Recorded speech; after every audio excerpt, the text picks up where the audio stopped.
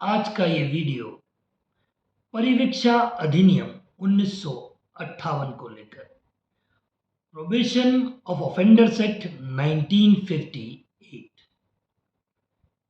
देखिए, probation of offender act जो है वो एक रिफॉर्मेटिव थ्योरी पर बेस्ड एक एक्ट है, एक सुधारात्मक प्रवृत्ति पर कि कई व्यक्ति जो अपराध करते हैं, जीवन के पहला अपराध करते हैं या कई बार भूलवश परिस्थितियों में उनसे अपराध हो जाता है, तो ऐसे व्यक्तियों को सीधे जेल ना भेजकर उन्हें जीवन में सुधरने का मौका दिया जाए और उन्हें जेल ना भेजा जाए, छोड़ा जाए।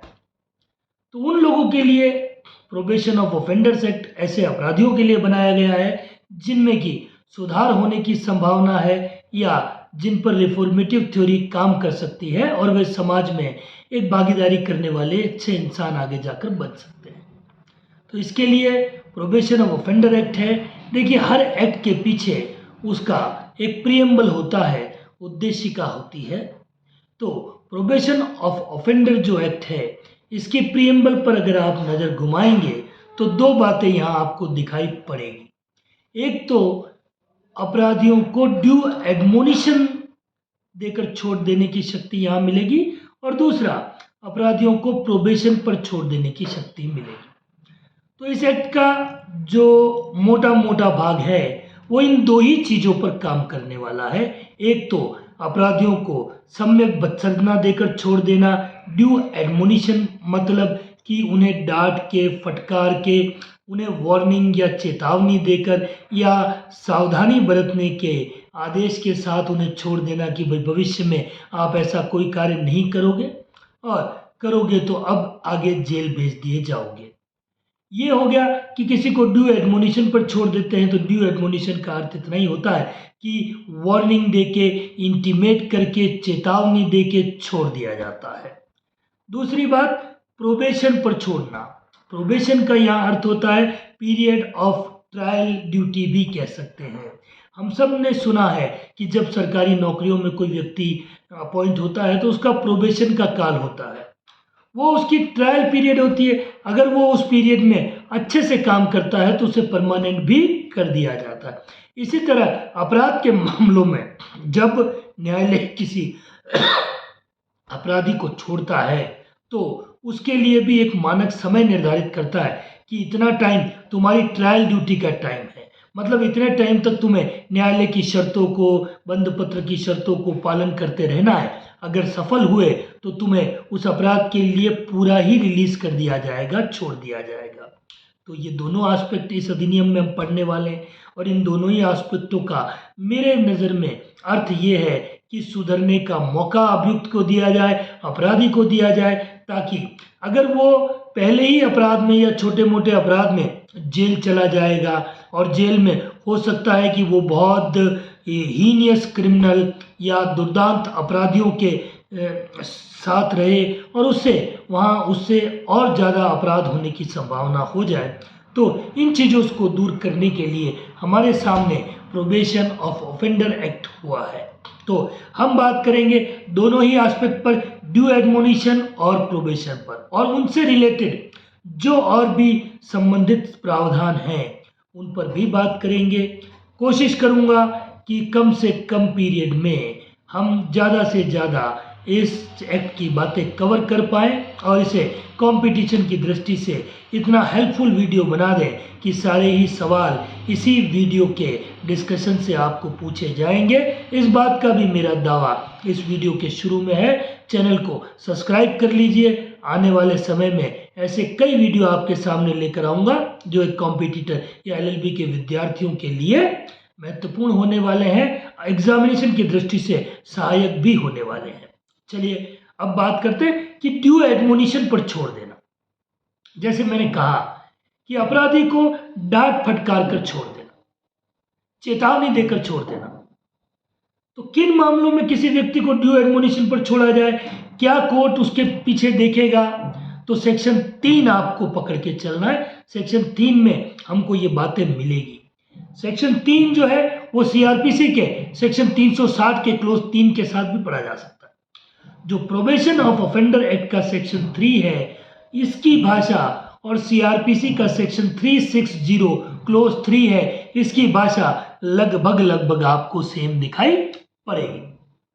चूंकि अभी आप लोग फर्स्ट ईयर में ये एक्ट पढ़ रहे हो, सॉरी सेकेंड ईयर में ये एक्ट पढ़ रहे हो, तो थर्ड ईयर में जाके आपको सीआरपीसी के साथ, अगर थर्ड ईयर वाले बच्चे होते तो उन्हें जरूरत ही नहीं होती इसकी, लेकिन अगर सेकेंड ईयर में कोई बच्चा है तो मान के चलिए कि वो थर्ड ईयर में अब जब सीआरपीसी पढ़ेगा तो सीआरपीसी के सेक्शन 360 के क्लोज 3 को अगर देखोगे तो आप ये पाओगे कि यहाँ का जो सेक्शन 3 है प्रोबेशन ऑफ ऑफेंडर एक्ट का, वो सेम टू सेम ही लगभग है। तो क्या है, तो बताया गया कि कौन से मामलों में किसी व्यक्ति को आप डांट फटकार के छोड़ सकते हो, आप इंटीमेशन करके छोड़ सकते हो, आप उसे कौन से मामलों में चेतावनी देकर छोड़ सकते हो, वार्निंग देकर छोड़ सकते हो। तो सेक्शन 3 बताएगा आपको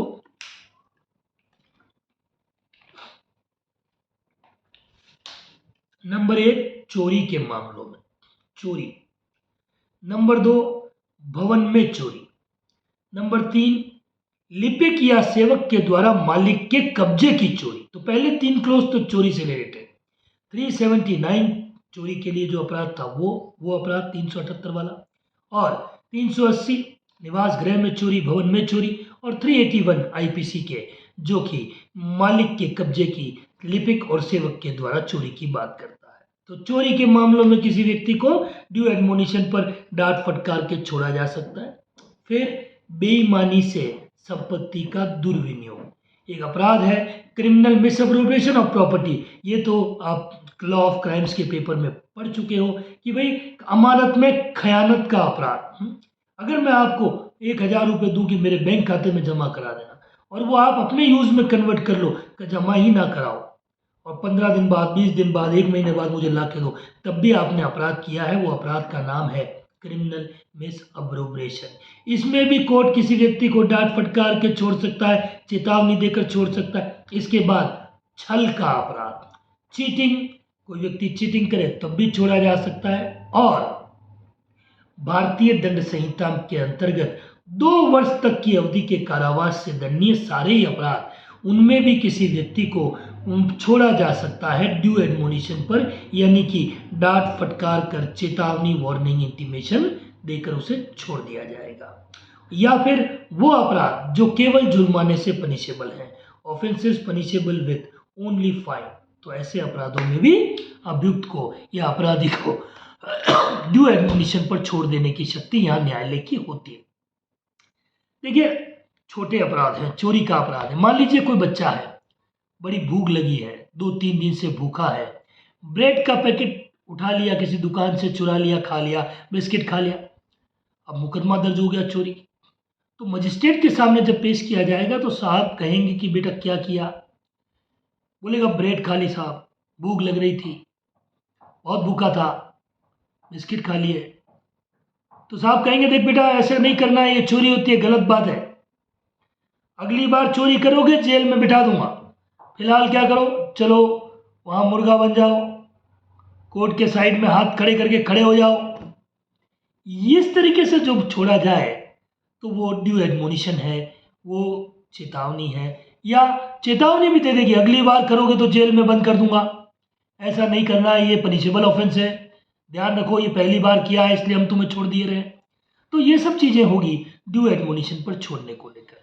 अब मैंने ये बताया आपको कि धारा 3 कह रही है कि चोरी के मामलों में, भवन में चोरी के मामलों में, या सेवक या लिपिक के द्वारा अपने मालिक के कब्जे की संपत्तियों की चोरी, आपराधिक दुर्विनियोग के मामलों में, छल के मामलों में, और 2 वर्ष तक के अवधि के कारावास से दंडनीय सभी मामलों में 2 से साल से कम की जिनमें सजा है, या फिर जो केवल जुर्माने से पनिशेबल ऑफेंस है, उन सब मामलों में ड्यू एडमोनिशन पर छोड़ दिया जाए। तो मामले तो ये हो गए जिनमें ड्यू एडमोनिशन पर छोड़ा जा सकता है। लेकिन अब अगली बात जो वो है कि भाई कोर्ट किसी व्यक्ति को ड्यू एडमोनिशन पर छोड़ते समय किन किन चीजों को ध्यान में रखे। तो कि साहब सेक्शन 3 बताता है कि कोर्ट को किसी व्यक्ति को सम्यक बदसरजना देकर छोड़ते समय कुछ चीजों को ध्यान में रखना होगा। नंबर 1, कोर्ट को देखना होगा कि जिस व्यक्ति को वो छोड़ रहे हैं डांट फटकार कर, क्या उसने पहले कोई अपराध तो नहीं किया है, क्या उसके खिलाफ कोई प्रीवियस कन्विक्शन तो नहीं है। अगर उसके खिलाफ कोई प्रीवियस कन्विक्शन है अर्थात पूर्व दोष सिद्धि है, तो उसे धारा 3 का लाभ नहीं दिया जाएगा, उसे ड्यू एडमोनिशन पर छोड़ा नहीं जाएगा। तो कोर्ट को देखना है कि प्रीवियस कन्विक्शन का एलिमेंट है या नहीं। दूसरी बात कोर्ट को छोड़ते समय एक और ध्यान रखनी है, वो ये कि मामले के तथ्य और परिस्थितियां, अपराध की गंभीरता, तो facts and circumstances of the case and gravity of offence. तो मैंने अभी उदाहरण दिया आपको कि बच्चे ने ब्रेड चुरा लिया, बिस्किट चुरा लिया, तथ्य परिस्थितियां ऐसी, भूख लग रही थी। दूसरी बात, इतना गंभीर अपराध भी नहीं है, कोई बैंक ने लूट लिया है, कोई सोना चांदी नहीं लूटा है, क्या किया, भोजन के लिए व्यवस्था की है, खाना है, छोड़ सकते हैं क्योंकि अपराध की प्रकृति भी गंभीर नहीं है और वो परिस्थितियां और तथ्य जो है वो ऐसे हैं कि वो अपराध करने पर मजबूर हो गया भूख के कारण। गरीब व्यक्ति है, वो जानता है, जिसको खाने पीने की व्यवस्था नहीं, उसे पता है भूख क्या होती है, कभी कभी छोटे छोटे अपराध कर लेता है, तो न्यायालय भी उसी दृष्टिकोण से देख के एडमोनिशन दे देता है। कई बार अपराधी की आयु भी देखनी होती है, उसका चरित्र भी देखना होता है, तो age and character of accuse या offender may also be taken into the consideration while releasing a person on probation या on due admonition, तो ड्यू एडमोनिशन पर छोड़ते समय उसकी आयु, उसके चरित्र को देखना है, उसकी शारीरिक और मानसिक स्थितियों को भी देखना है, तो उसकी फिजिकल और उसकी जो मेंटल स्टेटस है उसको भी ध्यान में रखा जाना चाहिए।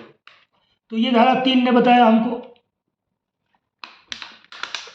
एक आप देखोगे तो धारा 3 का स्पष्टीकरण भी आपको यहाँ दिखाई पड़ेगा।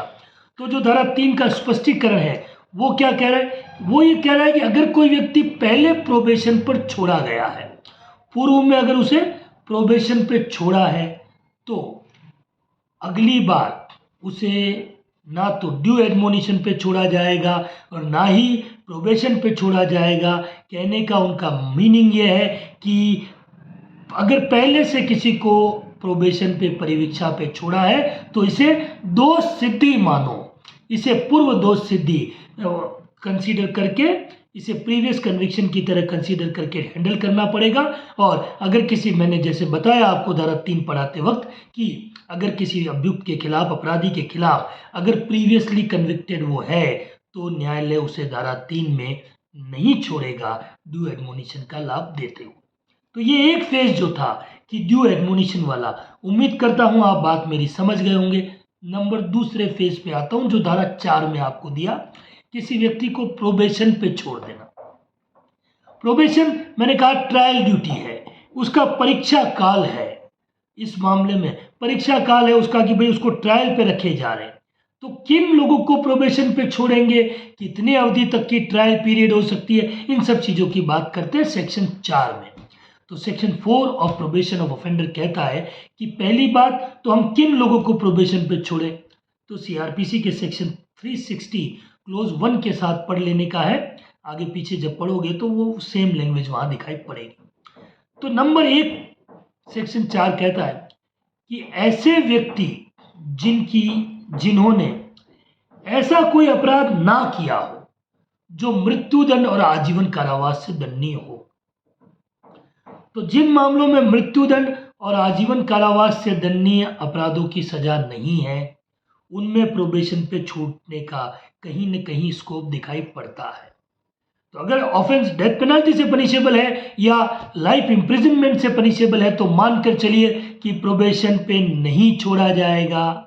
तो सबसे पहली बात क्या है, हमें यह देखना होगा कि जो अपराधी ने अपराध किया है, क्या वो मृत्युदंड से दंडनीय तो नहीं है, क्या वो आजीवन कारावास से दंडनीय तो नहीं है। अगर जवाब होता है कि नहीं है, तो प्रोबेशन पे छोड़ने की सोचेंगे, तो सुधार की सोचेंगे, अदरवाइज नहीं सोचेंगे। दूसरी बात, अगर किसी अपराधी की आयु 21 वर्ष से कम है या फिर वो कोई विमेन है, स्त्री है, महिला है, और उसने मृत्युदंड और आजीवन कारावास से दंडनीय अपराध नहीं किया है, तो 21 साल से कम आयु का व्यक्ति या कोई महिला, क्या होना चाहिए, अपराध मृत्युदंड या आजीवन कारावास से दंडनीय नहीं होना चाहिए, तो उनको भी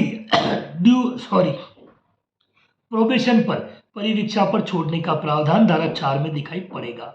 और तीसरी बात कि ऐसे लोग जिनकी एज 21 वर्ष से कम है, 21 साल से कम आयु के व्यक्ति हैं और उन्होंने ऐसे कोई अपराध किए हैं जिनमें कि 7 साल या उससे कम की पनिशमेंट का प्रावधान है, तो person below the age of 21 year and committed the offences which are punishable less than imprisonment up to 7 year और लेस देन 7 ईयर, तो उन लोगों को भी प्रोबेशन पर छोड़ने का यहाँ पे स्कोप दिखाई पड़ेगा। तो ये 3 बातें।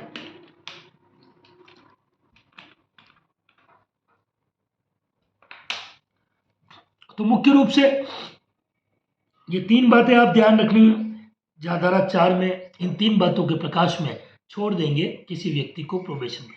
बाकी दूसरी चीजें तो देखनी है जो हमने एडमोनिशन पर भी देखी थी। क्या देखनी है? क्या प्रीवियस कन्विक्शन तो नहीं है उस व्यक्ति के खिलाफ। अगर पूर्व में किसी अपराध के लिए दोषित हो चुका है तो नहीं छोड़ेंगे उसे, धारा 4 का लाभ नहीं देंगे, ना धारा 3 का देंगे। ये तो बहुत बेसिक एलिमेंट है इस एक्ट का कि प्रीवियसली कन्विक्टेड नहीं होना चाहिए, कोई व्यक्ति पूर्व में अपराधी नहीं होना चाहिए। दूसरी बात देखनी है अपराध की या मामले की तथ्य और परिस्थितियां, facts and circumstances of the case. ऐसे क्या तथ्य थे, ऐसी क्या परिस्थितियां रही कि व्यक्ति का अपराध हुआ। अगर उन तथ्यों और परिस्थितियों के प्रकाश में न्यायालय की राय है कि नहीं लाभ देना चाहिए, जेल नहीं भेजना चाहिए, तो भी छोड़ देंगे। और तीसरा, अपराधी की आयु, उसका चरित्र, ये सब चीज़ें, उसकी शारीरिक मानसिक स्थिति, सब कुछ देखनी होगी और उसके बाद अपराधी को परिवीक्षा पर छोड़ दिया जा सकता है धारा 4 का लाभ देके। छोड़ देंगे, ऐसे ही नहीं छोड़ती कोर्ट। कैसे छोड़ते? जब किसी व्यक्ति को प्रोबेशन पे छोड़ा जाता है तो मानकर चलिए कि कोर्ट उससे बॉन्ड एग्जीक्यूट करवाती है, बंद पत्र भरवाती है। ये बंद पत्र 2 तरीके के होते हैं, एक तो बॉन्ड विदाउट श्योरिटी, प्रतिभू रहित बंद पत्र, और दूसरा बॉन्ड विद श्योरिटी, प्रतिभू सहित बंद पत्र। इन दोनों में क्या अंतर है? तो बहुत सरलता से मैं बताऊं आपको कि अगर मुझे मेरी ही जमानत पर छोड़ दिया जाए, मेरा ही आधार कार्ड लेके या मेरा ही ड्राइविंग लाइसेंस लेके छोड़ दिया जाए, तो ये जो छोड़ा है ये विदाउट श्योरिटी का बॉन्ड है। जो बॉन्ड मैंने अपने आधार कार्ड से सिर्फ अपने ही बेस पे भरा है, तो मैंने किसी को एज ए श्योरिटी वहाँ प्रोड्यूस नहीं किया है। विदाउट श्योरिटी का प्रतिभू रहित बंद पत्र ये कहलाएगा।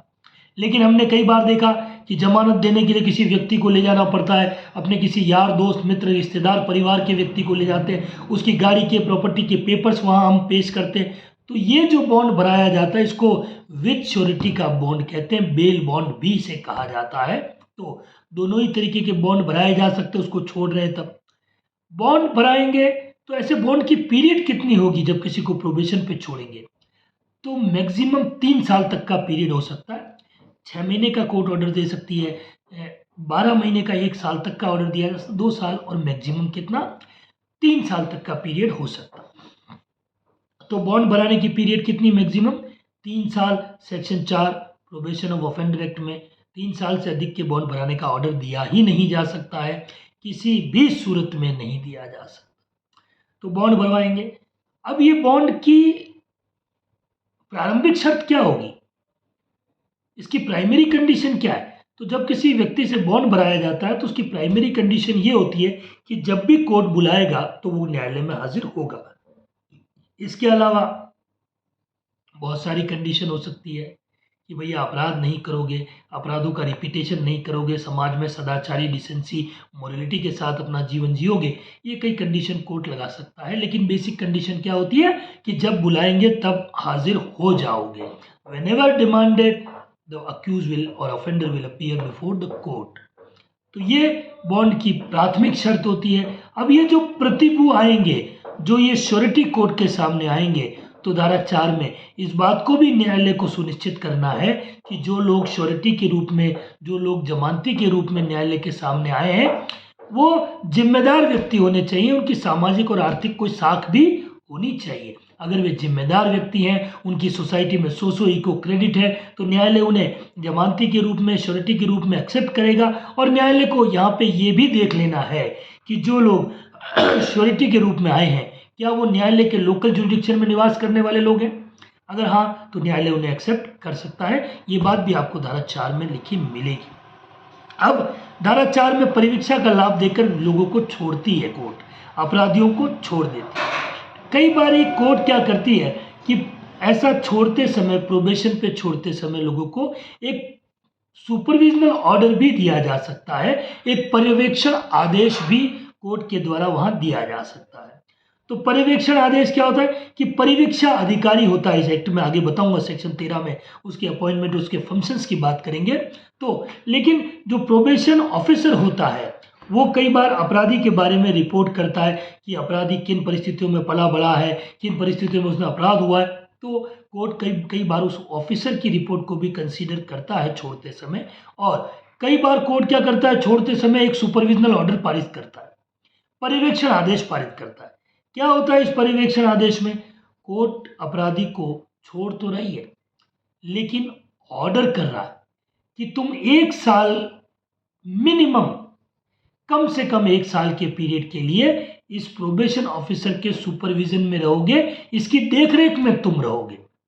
अब ऐसे इस दौरान प्रोबेशन ऑफिसर से भी अपेक्षा की जाएगी कि वो ध्यान रखे, उसको सुपरवाइज करे, है, अपराधी अपना नाम, निवास, कारोबार ना बदल सके, कहीं भाग ना सके, मादक पदार्थों का, इंटॉक्सिकेटेड थिंग्स का सेवन ना करे, नशेड़ी ना बन जाए, अपराध ना करे, जो अपराध के लिए पुनरावृत्ति ना करे जो अपराध उसने किया है, और कोई उचित शर्तें प्रोबेशन ऑर्डर में या सुपरविजनल ऑर्डर में कोर्ट किसी को प्रोबेशन पे छोड़ते समय लगा सकता है और उस व्यक्ति को प्रोबेशन ऑफिसर के सुपरविजन में, देख रेख में रहने के लिए कम से कम 1 साल तक रख सकता है।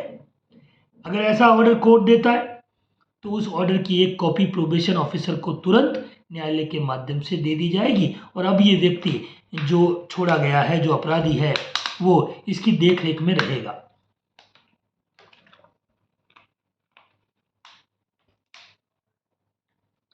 देखरेख का ये अर्थ नहीं है कि 24 घंटे देखरेख करनी है, बस सुबह शाम या हफ्ते भर में 4 दिन में एक बार जाके देखे कि कैसा है, क्या कर रहा है, ये सब सुपरविजनल चीजें हैं।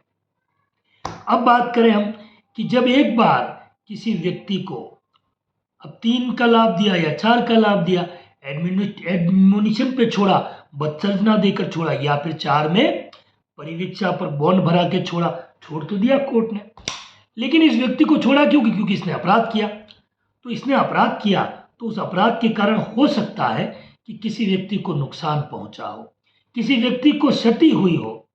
तो ऐसे और नुकसान और ऐसे क्षति जिस पीड़ित को पहुंची है उसका क्या साथ?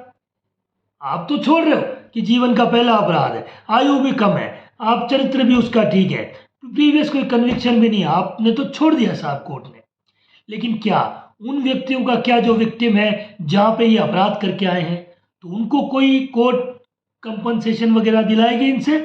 तो आपको धारा 5 में इस बात का जवाब पॉजिटिव मिलेगा कि यस, धारा 3-4 में जो लोग छोड़े गए हैं उनको कोर्ट ये आदेश दे सकती है कि जिन लोगों के विरुद्ध, जिन लोगों के प्रति विरुद्ध उन्होंने अपराध किया है, उन लोगों को अपराध से जो नुकसान हुआ है सबसे पहले तो उनके लिए कॉम्पनसेशन दो, उसके बाद कार्रवाई में, प्रोसीडिंग में कोई युक्त खर्चे लगे तो उन खर्चों के लिए भी उनको पैसा दो। ऐसा ऑर्डर कोर्ट कर सकती है।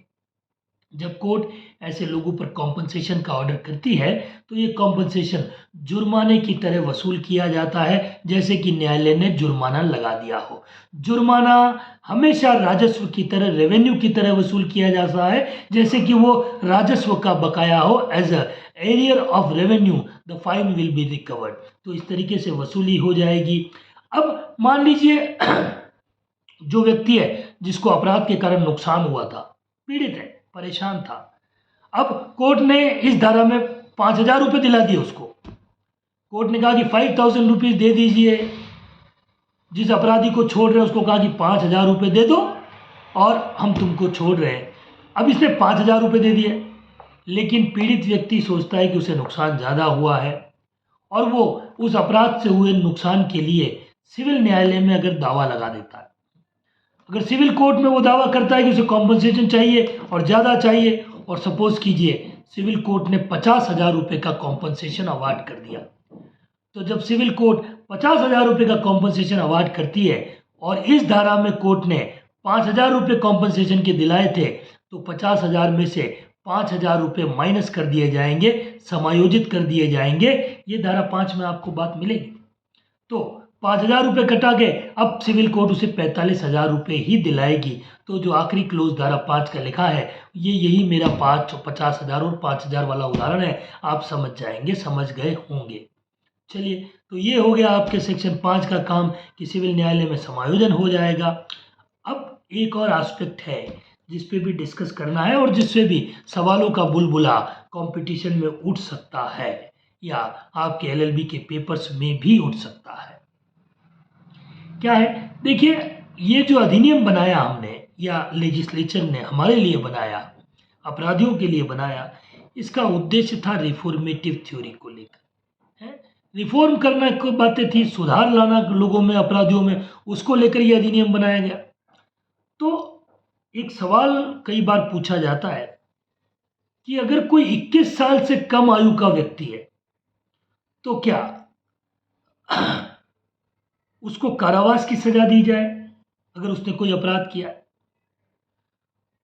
तो इसका जवाब ये है कि अगर 21 साल से कम का कोई व्यक्ति है और उसने ऐसा कोई अपराध किया है जिसके लिए मृत्युदंड नहीं दिलाया जा सकता, जिसके लिए आजीवन कारावास की सजा उपबंधित नहीं है, तो ऐसे मामलों में जनरल रूल तो यही है कि ऐसे 21 साल से कम आयु के व्यक्ति को सुधार का अवसर दिया जाएगा, उसे जेल नहीं भेजना चाहिए, उसे न्यायालय को धारा 3 या 4 का लाभ देकर छोड़ देना चाहिए। ऐसा आपको सेक्शन 6 में मिलेगा कि 21 साल से कम आयु का व्यक्ति है, मृत्युदंड और आजीवन कारावास से दंडनीय अपराधों के अलावा उसने कोई अपराध किया है तो उसे कारावास में नहीं डालना है, जेल में न्यायालय को नहीं भेजना है। न्यायालय को चाहिए कि एज फार एज प्रैक्टिसेबल, जब तक हो सके, उसे 3 का बेनिफिट दे, यानी कि एडमोनिशन पे डांट फटकार के छोड़ दे, या फिर 4 में बॉन्ड भरवा के 3 साल तक का प्रोबेशन की शर्तों के अनुसार उसे छोड़ दे। लेकिन दूसरी ओर यदि न्यायालय के पास कोई विशेष कारण है तो उनको अभिलिखित करे रिकॉर्ड पे, और न्यायालय समझता है कि ऐसे व्यक्ति को छोड़ देना कदाचित भी उचित नहीं है, तो न्यायालय ऐसे व्यक्ति को कारावास की सजा देगा। मैं आपको एक उदाहरण दूं कि ये तो अब 2013-14 के बाद 18 साल से अधिक के व्यक्तियों को या कम के व्यक्तियों को भी ट्रायल की जा सकती है, सजा हो सकती है। पहले जब निर्भया का केस हमारे देश में हुआ तो आपने देखा कि कितना भयंकर हादसा लोगों ने किया। एक लड़की के साथ गैंग रेप का मामला हुआ और निकृष्ट से निकृष्ट कार्य लड़कों ने किए और उनमें से कुछ की आयु 18 से कम थी। तो यहाँ तो 21 से कम की बात हो रही है, 18 से कम थी और उन्होंने इतने घृणित कार्य किए। न्यायालय की राय है कि उन्हें जेल भेजना चाहिए, तो न्यायालय उसे सेक्शन 6 में लाभ नहीं देगा और जेल भेजेगा। तो ये उदाहरण दिया है आपको। हालांकि अब तो निर्भया के केस के बाद कानून में परिवर्तन हुआ, गैंग रेप में डेथ पेनाल्टी की भी सजा हो गई, तो अब वो वाली बात नहीं है। लेकिन मैं आपको समझाना चाहता हूँ इस उदाहरण के माध्यम से कि न्यायालय को उचित लगे कि उसे सुधरने का मौका नहीं देना चाहिए, उसका अपराध इतना गंभीर है तो उसे कोर्ट जेल में भी भेज सकता है। तो ये धारा 6 का मोटा मोटा प्रोविज़न है। इसके अलावा अगर कोर्ट को लगे तो उसे उन्मोचित भी किया जा सकता है, छोड़ा भी जा सकता है। तो ये सब बातें हैं। ऐसा ऑर्डर देते समय कोर्ट प्रोबेशन ऑफिसर की कोई रिपोर्ट है तो उन्हें कंसीडर करेगा, उसे ध्यान में रखेगा। प्रोबेशन ऑफिसर की जो रिपोर्ट है क्या वो अभियुक्त के साथ या अपराधी के साथ शेयर की जाएगी? कि साहब नहीं, प्रोबेशन ऑफिसर की रिपोर्ट एक कॉन्फिडेंशियल रिपोर्ट है जो कि अभियुक्त या अपराधी को बताई नहीं जाती है। ऐसा क्लियर कट प्रावधान आपको सेक्शन 7 में दिखाई पड़ेगा। तो ये बात हुई कि प्रोबेशन ऑफिसर की जो रिपोर्ट है वो कॉन्फिडेंशियल रिपोर्ट है।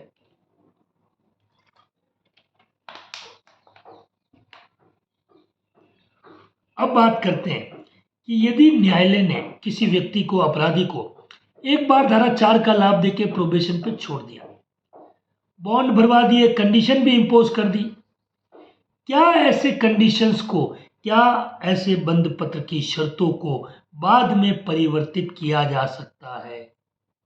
तो सेक्शन 8 में आपको पॉजिटिव जवाब मिलेगा, यस, बदला जा सकता है।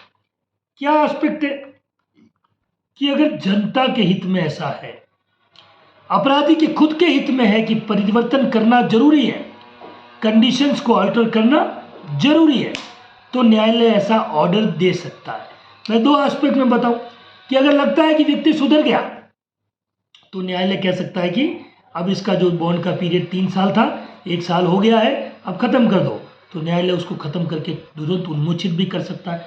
और मान लीजिए कोर्ट ने किसी को 1 साल तक के बॉन्ड भरवाया था और लगता है कि नहीं, इसकी तो चीज़ें नॉर्मल नहीं हुई है, तो उसके पीरियड को 2 साल भी बढ़ाया जा सकता है। तो समाज की ओर देखते हुए, जनता की ओर देखते हुए, अपराधी के खुद की ओर देखते हुए, उसके हित को ध्यान में रखते हुए इन शर्तों में बदलाव, फेरफार किए जा सकते हैं, बिल्कुल भी समाप्त किए जा सकते हैं, कंडीशन को अल्टर भी किया जा सकता है। लेकिन ध्यान रखना है, किसी भी सूरत में बॉन्ड के पीरियड को 3 साल से ज़्यादा इस धारा में बढ़ाया नहीं जा सकता है।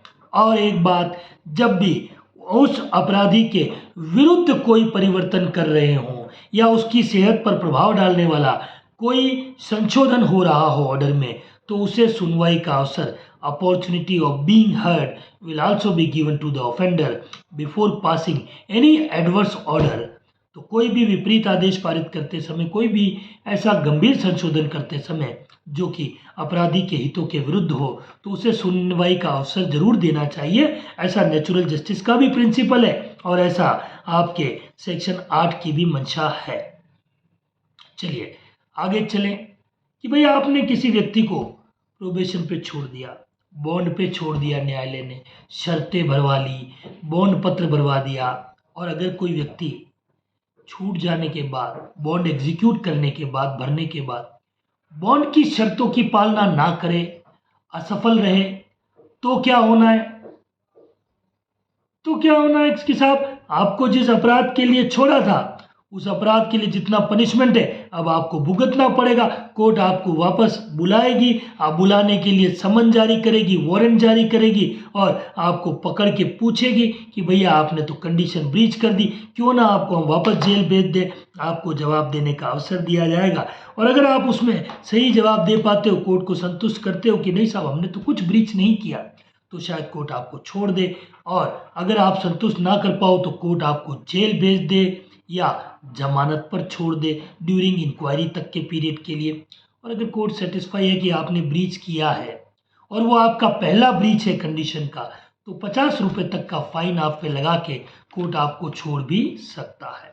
और वो 50 रुपये अगर ना जमा कराए जाए तो बाकी की अवधि जो आपने अपराध किया था, उस अपराध के लिए जो भी दंड था, वो आपको जेल में बितानी होगी, जेल में जाना होगा। अगर 50 रुपये भी नहीं चुकाते हैं तो, अगर चुका दिए हैं 50 रुपये तो पहली गलती मान के माफ़ किया जाएगा और आपका जो पहला वाला जो प्रोबेशन का ऑर्डर था वो कंटिन्यूशन में चलता रहेगा।